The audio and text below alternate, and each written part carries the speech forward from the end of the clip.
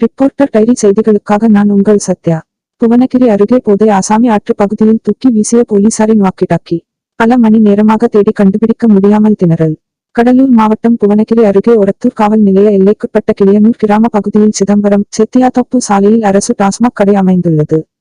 இந்த கடைக்கு அருகில் வெள்ளாற்று ஓரமாக உள்ள சிமெண்ட் கட்டையில் இரவு நேரத்தில் சுமார் 11 மணி அளவில் பாண்டிச்சேரியைச் சேர்ந்த ஆனந்த் 40, அப்பகுதியைச் சேர்ந்த அபி 27 ஆகியோர் மது அருந்திக் கொண்டிருந்தனர்.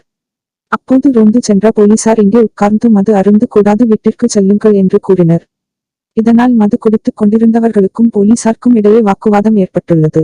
அப்போது ஏற்பட்ட தள்ளுமுள்ளுவில் போதை ஆசாமி ஆனந்த் போலீசாரிடம் இருந்த வாக்கி-டாக்கியை திடீரென பிடுங்கி தூக்கி வீசியுள்ளார். அப்போது அந்த வாக்கி-டாக்கி எந்த பகுதியில் விழுந்தது என்று தெரியவில்லை. ஆனால் முட்புதரில் விழுந்துள்ளது. உடனடியாக போதை ஆசாமியுடன் இருந்த அபியை காவல் நிலையம் அழைத்துச் சென்று போலீசார் விசாரணை செய்து வருகின்றனர். பல மணி நேரமாக போதை ஆசாமியால் தூக்கி வீசப்பட்ட வாக்கி-டாக்கியை ஆற்றுப்பகுதியில் உள்ள முட்புதரில் தேடி வருகின்றனர்.